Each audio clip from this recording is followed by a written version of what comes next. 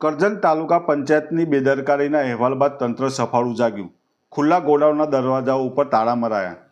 કરજણ નગર નવા બજાર વિસ્તારમાં જૂની સિવિલ કોર્ટ પાછળ આવેલ બાગની સામે તાલુકા પંચાયતની પ્રિમાઇસીસમાં અધિકારીઓ માટેના આવાસો તેમજ ગોડાઉન આવેલા છે, જે હાલમાં વર્ષોથી જર્જરિત થતાં બિનઉપયોગી પડી રહ્યા છે।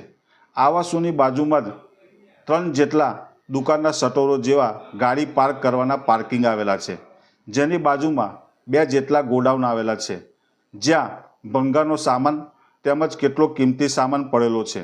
થોડા દિવસો પહેલાં ત્યાં આગનો બનાવ બનતા ફાયર વિભાગ દ્વારા બંધ ગોડાઉનનું તાળું તોડી આગ ઉપર કાબૂ મેળવ્યો હતો, પરંતુ 1 અઠવાડિયા જેટલો સમય વીતવા છતાં તાલુકા પંચાયત દ્વારા આ ગોડાઉનો તરફ ધ્યાન પણ આપવામાં આવ્યું નહીં હોય તેમ લાગી આવ્યું હતું। જે ગોડાઉન ખુલ્લા જોવા મળતા કરજણ સમાચાર દ્વારા તેનો અહેવાલ પ્રસિદ્ધ કરવામાં આવ્યો હતો। જે ગોડાઉનમાં ડીઝલની ડંકી, નવા પતરાઓ તેમજ ભંગાર અને પેટીઓમાં ચૂંટણીના કાગળો જોવા મળ્યા હતા।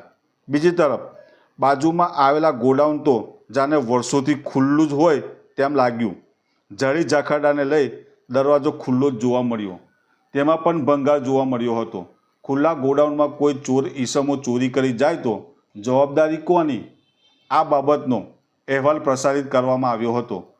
આ બાબતે તાલુકા વિકાસ અધિકારીને કરજણના મીડિયાના માધ્યમ દ્વારા રજૂઆત કરવામાં આવતા તંત્ર સફાળું જાગી ખુલ્લા ગોડાઉન ઉપર તાળા મારવાની કામગીરી હાથ ધરવામાં આવી હતી।